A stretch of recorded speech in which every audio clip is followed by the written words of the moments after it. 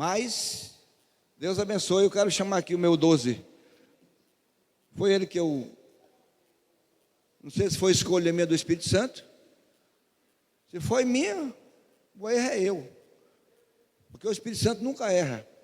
Mas eu olhei e foquei e escolhi um dos 12 para pregar. E aí, aqui meu 12.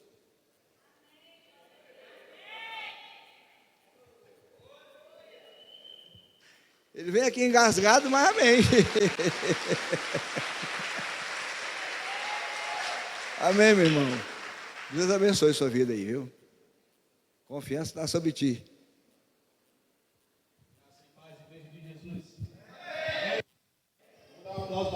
Para Jesus, porque... Amém, você pode dizer amém? Abra comigo a sua Bíblia, livro de Lucas, capítulo 24. Lucas, capítulo 24. Falar sobre um assunto que está dentro do nosso contexto da visão celular no modelo dos 12, está dentro do nosso tema desatando líderes em cada território. Lucas, capítulo 24, o versículo é o 13, mas é da Bíblia, amém? Amém? O versículo 13 da Bíblia. Amém? O 12 mais 1, tanto faz.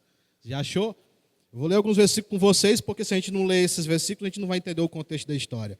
Mas Lucas 24, do antes do 14 em diante. Amém? E eis que 2 deles foram naquele mesmo dia para uma aldeia chamada Emaús, que ficava distante de Jerusalém, 11 quilômetros.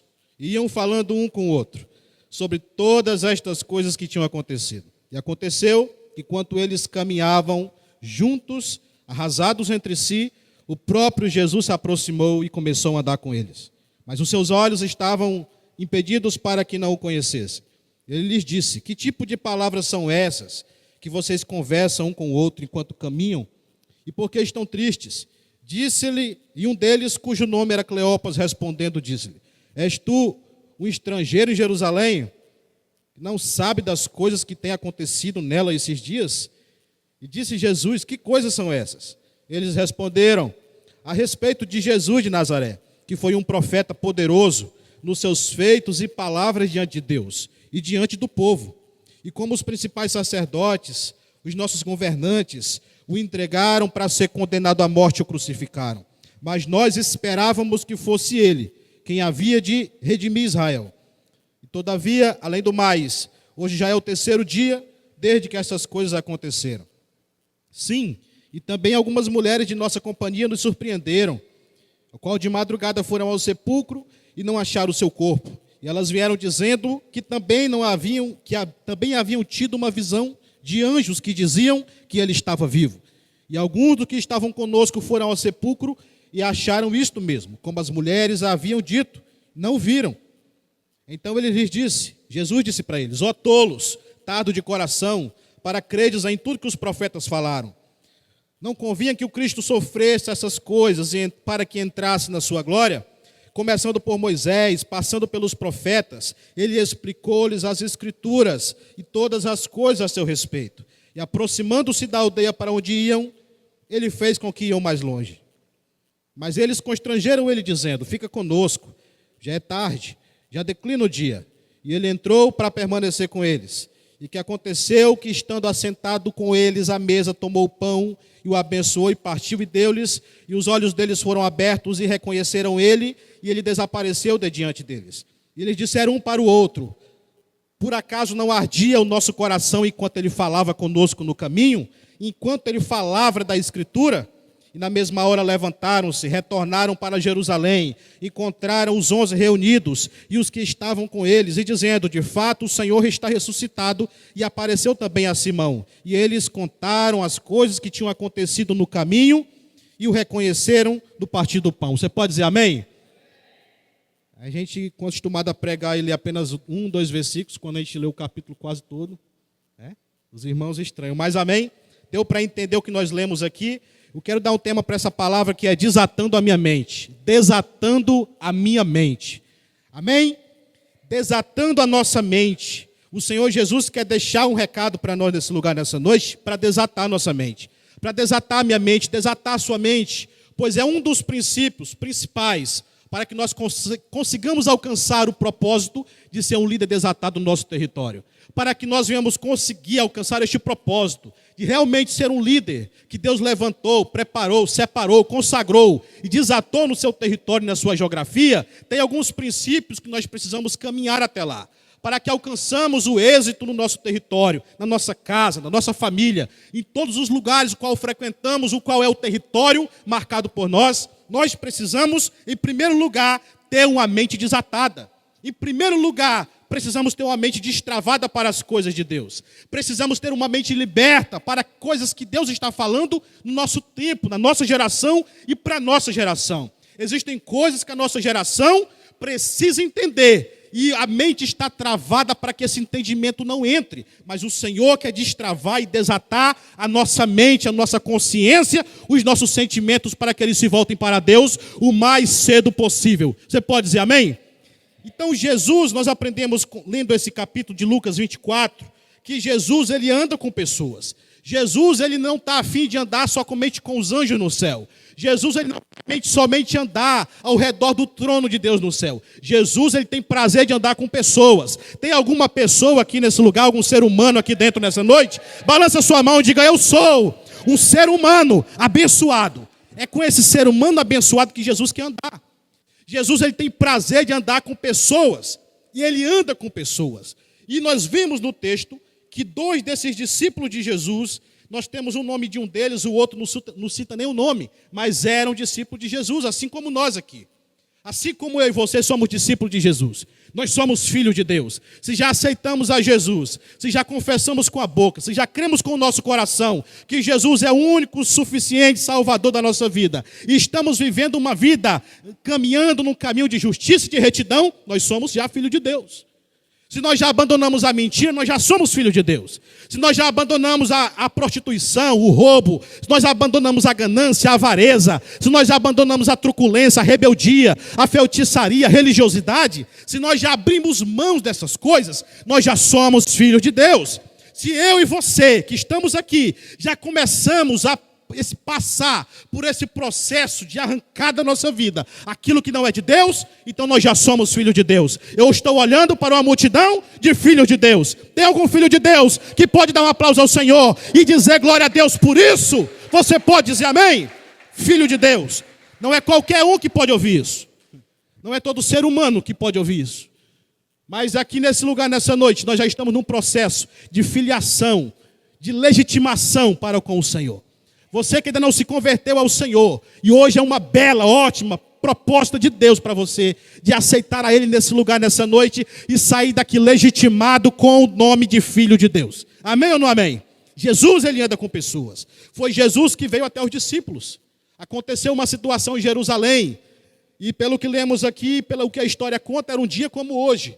Se o que a história conta é verdadeira, que Jesus foi morto numa sexta-feira, e aqui o texto diz que já era o 3º dia, quando eles voltavam para uma cidade chamada Emaús. Eu sei que você conhece esse texto, é muito conhecido, mas a Bíblia diz que eles estavam voltando para uma aldeia chamada Emaús, voltando para casa, depois do que aconteceu com Jesus de Nazaré, depois da crucificação, depois do sofrimento, e a notícia da atualidade no momento era aquela: não se falava em outra coisa em Jerusalém. Não se falava em outro assunto na região, aos arredores de Jerusalém. Não se tocava em outro assunto lá. O assunto era a morte do rei. O assunto era a morte de Jesus. Alguns o viam como rei, alguns o viam como profeta, alguns o viam como filho de Deus. Mas esses homens estavam abatidos, abalados, desnorteados e vinham para casa. Se o que a história conta, que o dia era uma sexta-feira, no 3º dia, que era esse dia que eles estavam voltando, era um domingo como esse. Eles vêm voltando para casa. Ficava uma distância de 11 quilômetros de Jerusalém. Eles vêm andando e eles vêm tristes. Quem diz é Jesus. Eles vêm deprimidos. Quem disse foi Jesus. Eles vinham andando arrasados, cabisbaixos, decepcionados. Todo tipo de tristeza poderia estar dentro do coração daqueles 2 homens naquele momento. Voltando para casa com a decepção na língua. Voltando para casa com a tristeza na mão. Voltando para casa com a mente tomada por ansiedade, tomada por tristeza, tomada por notícias ruins, e Jesus se aproxima deles já ressuscitado. E há um tempo eu não entendia muito bem por que os olhos desses homens foram impedidos de reconhecer Jesus ali. Mas a história conta que eles não reconheceram Jesus. Eles vêm caminhando de Jerusalém para Emaús, numa tristeza danada. Rapaz, agora ferrou mesmo. Agora é o fim. Nosso líder morreu. Acabou para nós, acabou o fim de jogo, o fim da linha. O que nós tínhamos para fazer, aborta o projeto, aborta a missão, porque não dá mais para caminhar. Jesus se achega a eles, já ressuscitado. E aí começa a caminhar com eles. Aí eles não percebem que aquele homem que está caminhando com eles é Jesus já ressuscitado. Jesus já ressuscitou e está caminhando com eles. E esse Jesus, quando chega diante deles para caminhar com eles, percebe a tristeza no olhar deles, percebe a tristeza na fala deles e pergunta para eles: por que vocês estão afogados nessa tristeza? Por que vocês estão caminhando arrasado desse jeito? Jesus, ele tem prazer de chegar perto de mim, de você. Jesus, ele tem prazer de se achegar a nós. O maior prazer de Jesus, na verdade, é estar perto de nós. O maior prazer de Jesus, na verdade, é entrar num ambiente como esse e ver corações voltados, quebrantados a Ele. O maior prazer do Senhor é entrar num ambiente como esse, olhar para mim e para você, que chegamos até com motivos pessoais nossos de não vir, mas nós olhamos para o motivo que o céu já nos deu há 2000 anos atrás. Nós já olhamos para o motivo que o céu nos deu, que a cruz nos deu, que é de estar todos os dias na casa do Senhor, como disse Davi. Habitarei na casa do Senhor por toda a eternidade, por todos os longos dias da minha vida. Quando o Senhor Jesus vê isso no nosso coração, Ele tem prazer de se aproximar de nós. Eu quero profetizar sobre mim e sobre você. Jesus, Ele quer se aproximar de mim, Ele quer se aproximar de você, Ele quer se aproximar da sua casa, Ele quer se aproximar do seu arraial, da sua geografia e do seu território. Ele tem prazer de estar perto do nosso território. E o nosso território mais importante é a nossa família. Eu quero dizer, Jesus vai se aproximar da sua família. Você crê no que diz a Bíblia? Então dê um aplauso ao Senhor e diga: eu recebo. A Bíblia diz que Jesus chega até eles. Nem eles que chamam Jesus, não. Eu acho que eles não vêm mais nem clamando por Jesus, não. Eles vêm só se lamentando já. Eles não vêm nem pedindo mais misericórdia de Deus. Eles só vêm se lamentando. É uma lamentação sem fim. E eles vêm dizendo as tristezas que estavam dentro da alma deles. Aí Jesus chega até eles. Sabe por quê? Porque é Jesus que vem até nós.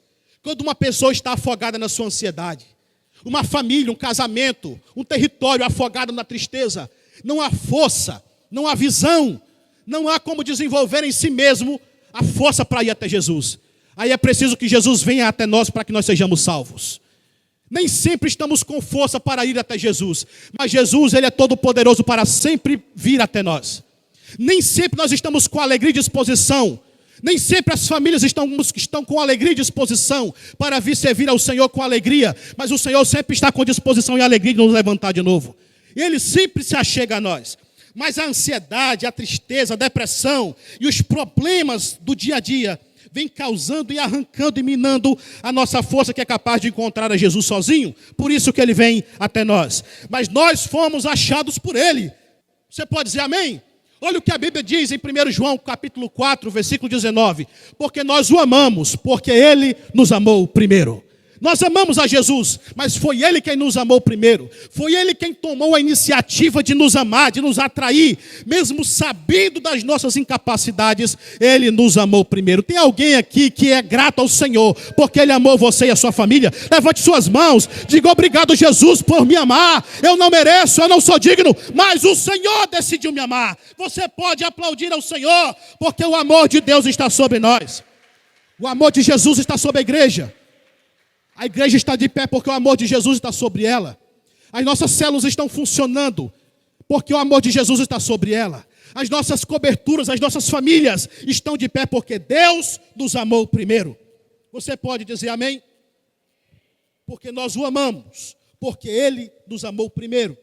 Essa palavra primeiro, ela tem uma origem grega, que é protos, que significa primeiro em tudo. Olha, Jesus nos amou primeiro em tudo. Primeiro no tempo, primeiro no lugar, em primeiro lugar na sucessão de coisas, de pessoas, na posição, na influência ou na honra. Em primeiro lugar, antes de todas as coisas, está o amor do Pai direcionado a mim e a você. Quantos podem dizer amém? Antes da guerra, por mais alto nível que seja, se direcionar contra a tua casa, está o amor de Deus na frente. Está a misericórdia do Senhor na frente. antes do sofisma de Satanás, dos dardos inflamados do diabo, tentar adoecer a nossa mente, está a misericórdia do Senhor e o amor de Deus sobre a nossa mente. Está a misericórdia e o favor de Deus sobre o nosso casamento. Quando o diabo se levanta e diz, eu vou acabar com o casamento dele, acabar com o casamento dela, destruir os negócios dele, nós olhamos para o céu e vemos o amor de Deus manifestado sobre a nossa vida. Você pode dizer amém? Porque nós o amamos, porque ele nos amou primeiro. É protos, é antes de tudo está o amor de Deus. Antes da ação do maligno contra a igreja, está o amor de Deus em favor da igreja. Antes da ação do diabo contra a tua família, está o favor de Deus, o amor de Deus em favor da sua casa. Protos, primeiro em tudo, isso é o amor do Senhor manifestado em nós. Nós estamos de pé com saúde nesse lugar, porque o amor de Deus se manifestou primeiro do que a enfermidade. Nós estamos de pé com o nosso casamento, mesmo com guerras, mas caminhando para a cura e para a libertação, porque o amor de Deus se manifestou primeiro na nossa casa. É o amor de Deus, é o amor do Senhor. Não é porque você é romântico ou carinhoso que o seu casamento está bem. É claro que tudo isso faz parte de um processo de ser mais maduro a cada dia. Mas todas as coisas, o qual tem nos mantido de pé, tem um nome só: amor e misericórdia do Pai. Você pode dizer amém? Sabe por que o diabo às vezes tenta minar a saúde dos nossos filhos, mas Deus está lá com o seu amor guardando a vida deles.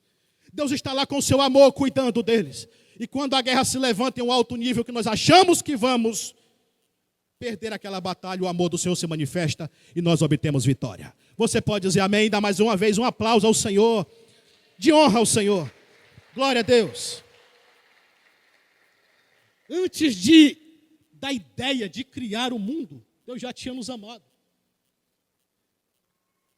Deus, pelo seu atributo que é incomunicável da onipotência, ele já sabia de tudo. Deus, pelo seu atributo incomunicável de ser onipotente, ele tem poder para todas as coisas, ele já sabia de tudo que nós iríamos enfrentar, como homem, como mulher e como cristão. Ele já sabia das nossas falhas, ele já sabia das nossas quedas, ele já sabia de quantas vezes nós iríamos vacilar, ele já sabia. Ninguém pega Deus de surpresa. Ninguém decepciona Deus. Poxa vida, eu jamais imaginei que meu filho ia dar esse vacilo. E aí ninguém pega Deus de surpresa. Deus já sabia de tudo que nós iríamos enfrentar. Mas ele, desde quando ele soube de tudo isso, porque ele é Deus, os seus olhos já nos enxergavam com amor. Os seus olhos já enxergavam a tua casa com amor. Os seus olhos de Deus já enxergavam a igreja dele com amor. E a Bíblia diz em Efésios capítulo 1, versículo 4, que antes da fundação do mundo, ele já tinha nos escolhido para sermos santos e irrepreensíveis no seu amor. Você pode dizer amém? Antes de tudo ser criado, antes de tudo ser fundado, Deus já sabia. A palavra fundação, ela também tem uma origem original. A palavra grega é katabole, que significa semente. Antes de todas as sementes serem lançadas na terra, Deus já tinha uma ideia para mim e para você. Deixa eu dizer uma coisa para você que está me ouvindo nessa noite aqui. Para você que é criança, você que é adolescente, você que é jovem, adulto, você que está na melhor idade. Ainda quando eu e você estávamos no ventre escuro e informe da nossa mãe, Deus já tinha dado o nome para nós. Você já tinha sido separado para andar com Jesus nessa terra. Você pode celebrar o Senhor, porque isso é sobrenatural, isso é poderoso. Você pode glorificar o nome do Senhor, porque antes de tudo, Ele já tinha nos escolhido, nos separado. Diga glória a Deus e diga amém. É katabole. Antes de todas as sementes serem criadas, antes do primeiro homem ser criado, Deus já tinha separado você e eu. Você consegue imaginar o nível do poder que Deus usou para pensar em você e mim? Para pensar no seu povo, para pensar nos seus filhos. Tudo isso para com o propósito de termos uma vida desatada. Tudo isso para com o propósito de termos uma mente desatada. E o Senhor Jesus está nos ensinando nessa noite que para alcançarmos o êxito do desatar de Deus em nossa vida e no nosso território, nós precisamos trabalhar a nossa mente. Vamos lá, versículo 15 diz assim: E aconteceu que enquanto eles caminhavam juntos, arrasados entre si, o próprio Jesus se aproximou. O próprio Jesus chegou perto deles. Eu quero perguntar para nós aqui: será que nós estamos permitindo que Jesus se aproxime de nós? E quando Ele se aproxima, será que nós temos reconhecido que Ele já se aproximou? Porque quando a gente não reconhece que Jesus está conosco, a gente trata ele de qualquer maneira. Quando a gente não tem o reconhecimento de que Jesus está na nossa casa, na nossa vida, caminhando conosco, nós começamos a tratar ele de qualquer maneira. Olha como esses homens trataram a Jesus. Eles disseram assim para Jesus: será que você é um estrangeiro que não sabe o que está acontecendo? Ei, irmão, ninguém fala assim com Jesus não, a não ser que não conheça ele. Ninguém trata o Rei dos Reis dessa forma, a não ser que não o conheça. A não ser que não reconheça que aquele é o Rei dos Reis e Senhor dos Senhores, não se trata Jesus dessa forma. Jesus pergunta para eles: por que vocês estão assim? Eles dizem assim para Jesus: rapaz, você é um estrangeiro, só pode. É que tu tem algum problema, tu não sabe o que está acontecendo não, homem. Jesus, o que está acontecendo? Tu não sabe de todas as notícias que estão acontecendo em Jerusalém? É que você não é daqui, você é da onde? Você é do mundo da lua? Quando nós não conhecemos Jesus na essência dele, como Rei dos Reis, nós tratamos ele de qualquer forma. Às vezes nós tratamos Jesus como esses homens trataram também. Jesus chega para eles preocupado com a situação deles, só que eles não reconhecem Jesus porque eles tinham um problema de entendimento. Nós vamos ver aqui na Bíblia que o problema desses homens não reconhecerem Jesus era um problema de entendimento, travado, atado, amarrado. Mas Jesus veio lá com o propósito de desatar o entendimento deles. Jesus também está aqui nessa noite com o propósito de desatar o nosso entendimento. Jesus está com o propósito comigo e com você, desatar o nosso entendimento. Você pode dizer amém? Você pode dizer glória a Deus? Jesus pergunta para eles: o que foi que aconteceu? Aí eles começam a dizer: você não sabe do grande Messias, Jesus de Nazaré, aquele homem poderoso nas obras e nas palavras, aquele homem que era extraordinário, e nós tínhamos uma esperança muito grande de que ele ia redimir a nação de Israel. Mas aí, meu amigo, velho, a esperança morreu. A esperança morreu literalmente. Pegaram ele, os próprios principais sacerdotes crucificaram ele, e nós deixamos a nossa vida para lá, porque agora não tem mais o que fazer. Tem pessoas que quando não reconhecem a Jesus, e quando não conhecem a Jesus, com o seu problema de entendimento, acha que não vai ter mais jeito para ele mesmo. Acha que nunca vai ser um líder mesmo.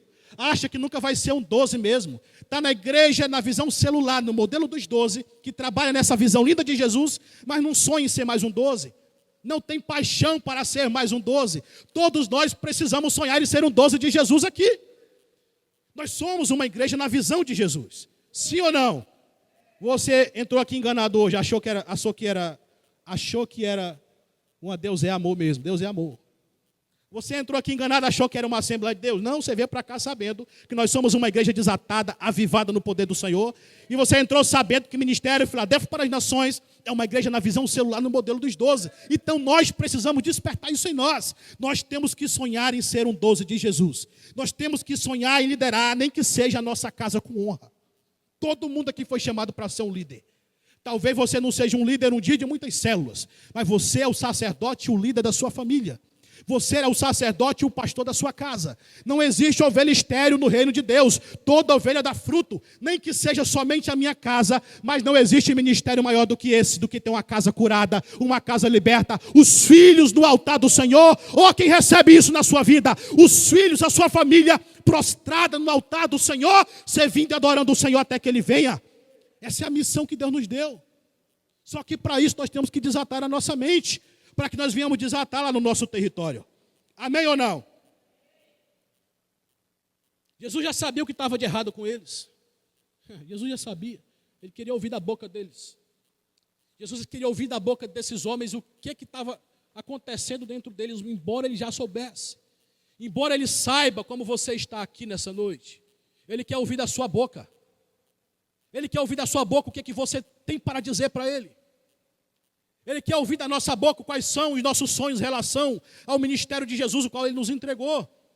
Ele quer ouvir o nosso clamor dizendo: Jesus, desata a minha vida, porque eu preciso ganhar a minha casa para o Senhor. Ele quer ouvir a nossa boca em oração, em clamor, em jejum, mergulhado na palavra, para que nós venhamos ter uma colheita daquilo que Deus quer nos dar. Porque se nós não plantarmos leitura da palavra, jamais vamos colher sabedoria. Se nós não plantarmos oração, jamais nós vamos colher unção e poder. Se nós não plantarmos jejum, nunca vamos colher autoridade. Se nós não plantarmos essas coisas em nossa vida, nós nunca vamos colher aquilo que o Senhor sonha para que nós venhamos a colher. Todo mundo aqui quer ser um homem sábio, uma mulher sábia, sim ou não? Todas as esposas querem ser aqui e são. uma mulher virtuosa. Todos os homens aqui querem ser o sacerdote que cuida da sua família, a ponto de se entregar por ela. Se não quer, mas precisa querer, precisa desejar, porque o Senhor nos chamou para isso, para sermos desatados em tudo. Os discípulos estavam lá afligidos pelas notícias do momento. A realidade das guerras, irmão, elas podem travar o nosso entendimento. Você pode estar se arrumando para vir para um culto como esse de celebração, com essa sua cara de animado, que você está aí muito animado, muito feliz, né? Você está muito feliz, dá de ver daqui a felicidade no rosto dos meus irmãos aí, uma alegria que você está que não se aguenta, está para gritar, está para dizer, Jesus, eu te amo, mas aí, quando você está para sair do culto, vem uma notícia ruim. Tem gente que já não vem nem mais, mas tem uns que vêm abalados, tem outros que colocam a fé em primazia e dizem, eu vou e o Senhor vai resolver isso aqui por mim. Mas as notícias ruins, se nós tivermos uma mente travada, uma mente atada, uma mente amarrada, ela pode mudar o curso do propósito em nossa vida. Uma notícia ruim que chega na nossa casa e bate na nossa porta. Se nós não formos desatados na mente, a gente se abate por ela. Não adianta dizer que é forte e nem dizer que é fraco. O segredo está na mente.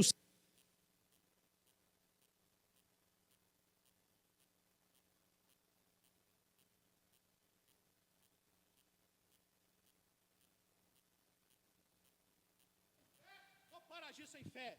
É do nosso interior, da nossa mente, que saem os comandos de crer ou de não crer. É do nosso interior, da nossa mente, conforme ela é, desatada ou não, que nós decidimos se vamos ouvir a Jesus e vamos ter coragem de andar sobre as águas, ou se vamos ficar com medo dentro do barco e esperar uma tempestade nos afundar. O segredo e o detalhe está na nossa mente. Ou ela desata ou nós ficaremos amarrados pelo resto da nossa vida. O que a Bíblia diz em Romanos capítulo 12, versículo 2? Para que nós não venhamos trilhar pelo caminho da conformidade. Nós não podemos cair no risco e nem cair no perigo, na armadilha do diabo, de sermos uma pessoa conformada em todas as áreas de nossa vida. Nós precisamos mesmo ser transformados na nossa mentalidade. Você pode dizer amém? Você pode junto comigo colocar a sua mão na sua cabeça e dizer em nome de Jesus, eu profetizo que toda amarra da minha mente vai cair por terra, no nome de Jesus. Declare isso como profeta. Eu profetizo que toda algema do meu entendimento vai ser quebrado, em nome de Jesus de Nazaré. Você crê? Então dê um aplauso ao Senhor. Diga amém. Glória a Deus. Aleluia. O problema, irmãos, o problema estava no entendimento daqueles dois homens. Por que esses homens não enxergaram Jesus quando ele se aproximou? Por que esses homens não conseguiram enxergar que aquele viajante que estava caminhando com eles do nada e apareceu? Eles vêm caminhando no caminho para Emaús. E esse homem chega do nada, eles não reconhecem que é Jesus. Por que eles não reconheceram? Eles não eram discípulos. Será que Jesus tinha mudado a fisionomia dele? Será que Jesus estava tão glorificado, parecia uma tocha de fogo, que eles não aguentavam olhar para ele? Não. Se fosse isso, estaria escrito. Jesus se aproximou como ele era, mas já ressuscitado. Mas eles não reconhecem. O entendimento deles precisava ser destravado naquele momento. E Jesus vem com aquela missão para destravar a mente deles. Jesus chega. E o problema não era que Jesus tivesse morrido. O problema é que eles não acreditavam que Jesus ressuscitava. Sabe qual era o problema daqueles homens? Não era que Jesus estava morto. O problema daqueles homens é que a tristeza era tão grande que eles não conseguiam crer que Jesus ia ressuscitar. E olha que eles foram avisados por muitas vezes. Eles foram alertados por muitas vezes. Eles estavam presentes no livro de Lucas, capítulo 18, no versículo 31. Olha o que Jesus faz. Então, tomando consigo os 12, disse-lhes, eis que estamos subindo para Jerusalém. E todas as coisas que estão escritas pelos profetas a respeito do Filho do Homem serão cumpridas. Versículo 32 do capítulo 18 diz, porque ele será entregue aos gentios, será escarnecido, será humilhado, será cuspido, eles o açoitarão, eles o matarão, mas ao terceiro dia ele será ressuscitado. Olha que Jesus reuniu os seus discípulos, reuniu os seus 12, e ele chama eles para um lugar e diz, prestem atenção, eu vou dar para vocês todos os detalhes do que vai acontecer comigo. Já foi falado pelos profetas, já foi falado por Moisés. Eu vou lembrar vocês de novo. O Filho do Homem ele será entregue na mão dos estrangeiros, gentios. E aí ele vai ser escarnecido, ele vai ser humilhado, ele vai ser cuspido, ele vai ser açoitado, ele vai ser morto. Mas ao terceiro dia, ele será ressuscitado. Eu imagino Jesus pregando isso aqui para os seus 12. É Jesus quem está pregando isso aqui. Não é eu quem está pregando isso aqui, não é o nosso pastor que está pregando isso aqui. É o líder dos líderes. É o pastor dos pastores. É aquele que é fiel e nunca caiu.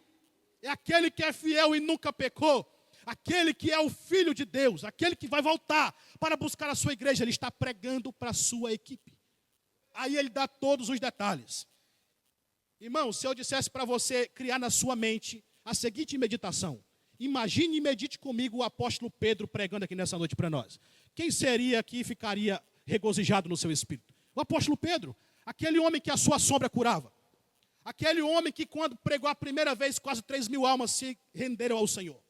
Imaginem comigo o apóstolo João pregando aqui nessa noite. Ia ser forte ou não ia? Imagina comigo o apóstolo Paulo pregando aqui nessa noite. O apóstolo Paulo trazendo uma mensagem de amor, trazendo uma mensagem diferenciada. Imagina comigo os discípulos de Jesus, todos desatados, cada um deles pregando aqui nessa noite. Quantos sairiam daqui sem receber a sua vitória? Ninguém. Se o apóstolo Pedro, o apóstolo Paulo, ou qualquer um dos apóstolos de Jesus, estivesse nessa noite, nesse altar, com o microfone na mão, liberando a palavra, ninguém ficaria calado sem dizer eu recebo. Né? Agora imagina o próprio Jesus pregando para nós aqui nessa noite. Aconteceu aqui, ó. Era o próprio Jesus pregando aqui. Uma reunião seletiva para uma equipe exclusiva de Jesus. Ele está pregando com detalhes. Jesus está pregando com detalhes aqui. Aí ele diz, ó, prestem atenção. Eu vou ser cuspido. Vocês estão ouvindo? Tamo, Jesus. Eu vou ser açoitado. Vocês estão ouvindo? Tamo, Jesus. Olha, eles vão me humilhar. Vocês estão ouvindo? Tamo, Jesus. Eles vão me matar também. Vocês estão ouvindo? Estamos, Jesus. Mas fiquem tranquilos que no terceiro dia eu vou ressuscitar. Só que o que a Bíblia diz no versículo 34? Mas eles não entendiam nada. Tá aqui. Você pode colocar aí, por favor, o versículo 34 do capítulo 18 de Lucas. Dá para colocar, Luzia? Livro de Lucas, capítulo 18, versículo 34. Jesus está pregando. O maior líder está pregando e dizendo com todas as palavras que está escritas no seu livro, dando todos os detalhes. Quando ele termina de pregar, eu imagino, ele pode ser que ele tenha perguntado ou não. Vocês entenderam? Entendimos nada, Jesus. É difícil essa linguagem? É difícil de entender um assunto como esse? Ó, eu vou morrer, eu vou apanhar, eu vou ser humilhado. Mas os seus discípulos não entenderam nada disso. Parece que o significado dessas palavras não era encoberto, eles não sabiam do que ele estava falando. Era o discípulo de Jesus, que andava com Jesus, comia com Jesus, fazia a obra com Jesus. Ele não entendia nada que Jesus estava falando. Olha como o problema está no nosso entendimento. O problema não é a palavra que é pregada. O problema não é o líder que eu tenho, o líder que eu escolhi, ou o líder que Deus me deu. O problema não é a igreja que eu estou, ou o pastor que eu tenho. O problema está no meu entendimento. O problema não é a palavra dura do meu líder. O problema não é o confronto do meu pastor. O problema não é o líder que te confrontou. O problema é o seu entendimento. O problema é o meu entendimento que não destrava para entender. Ora, se eles não conseguiram entender a mensagem de Jesus, como irão entender a nossa mensagem, irmão? Se não houve capacidade no coração dos discípulos de entender o que Jesus estava falando, como vão entender a nós no nosso tempo se a mente não for destravada? Como vão entender? É um entendimento. O problema está no versículo 34. A Bíblia dá o segredo. Eles não conseguiam entender nada dessas coisas, porque a palavra estava encoberta. Jesus falava e não entrava nada. Jesus pregava e dizia e não entrava nada. Jesus confrontava e não dava em nada para aqueles homens ali, discípulos, os 12 de Jesus. E esse problema vai refletir no livro de Lucas, capítulo 24, quando eles estão voltando para Emaús. E eles só conseguiam lembrar da morte, mas por causa do entendimento travado, não conseguiam lembrar do cumprimento da promessa, que era a ressurreição do terceiro dia. O problema não é que o seu casamento está em guerra. O problema é que você não crê que vai sair da guerra. O problema não é os seus filhos com problemas na sua alma, ou os seus filhos com problemas em algum tipo de vício. O problema é que a gente não crê que eles vão ser libertos. O problema não é que a pessoa está doente com a enfermidade, com o espírito de enfermidade. O problema é que as pessoas não creem na cura. O problema não é que as pessoas estão desanimadas. O problema é que as pessoas não querem se animar e se motivar e receber uma descarga de avivamento no seu espírito. Esse é o problema, é o entendimento. E nós precisamos atentar para o que Deus está nos falando. O nosso entendimento precisa ser destravado. Porque se há uma situação que pode derrotar o homem de Deus e a mulher de Deus, é uma mente atada ou a mente amarrada. Mas Jesus, pelo poder da sua palavra e não da minha, está declarando nessa noite: eu quero libertar o entendimento da minha noiva. Eu quero destravar e desatar o entendimento da minha igreja. Você pode celebrar o Senhor nesse nível de alegria que você está na sua alma. Dê um aplauso ao Senhor e diga amém. Nosso entendimento precisa ser curado. Nós precisamos entender que nós precisamos ser libertos. Jesus não aceitou, se recusou a permitir que eles continuassem em sua tristeza. Jesus se recusa a permitir que a gente continue caminhando sem conquista. Jesus se recusa a permitir que eu continue caminhando sem multiplicar. Jesus se recusa, mas a decisão está em mim. Eu preciso destravar o meu entendimento. Eu preciso desatar a minha história. Jesus, ele não apenas se preocupa com nossas preocupações e problemas, mas ele quer fazer algo a respeito delas. Jesus não olha só para mim e para você e vê a gente preocupado. Ele quer dar uma solução para a nossa situação atual. Ele quer dar uma solução para a tua família. Ele quer dar uma solução para o teu casamento, uma solução para o teu discípulo, uma solução para o teu líder. Mas essa solução que vem de Deus, ela vai vir a partir do nosso entendimento, se é liberto ou se não é. Eu quero perguntar mais uma vez, tem alguém aqui nessa noite que tem humildade suficiente junto comigo para reconhecer que nós precisamos ser libertos do nosso entendimento? Por favor, fique de pé no seu lugar, fique de pé na sua cadeira. Nós vamos clamar ao Senhor e declarar para que o entendimento da sua igreja seja desatado em nome de Jesus. Você que entendeu essa palavra, coloque a sua mão no seu coração. Porque nós ouvimos da boca da Bíblia, escrito está, Jesus dando os detalhes do que iria acontecer, e os discípulos não conseguiam entender. Mas depois que ele ressuscita, depois que ele caminha com eles, depois que Jesus confronta eles na palavra, eles estavam dizendo: nós estamos entristecidos, nós estamos abatidos porque o nosso líder morreu. Jesus disse assim para eles: por acaso vocês não lembram que era preciso que o Filho do Homem passasse por todos esses sofrimentos para que depois ele entrasse na sua glória? A palavra foi ministrada no coração dos discípulos. Aí eles vão chegando em Emaús. Olhe para mim aqui, estou encerrando. Olhe para mim, por favor. Eles vão chegando em Emaús. Vão entrar para Emaús. Jesus faz de conta que vai continuar caminhando. Uma estrada aqui muito linda, imagino eu, e muito comprida.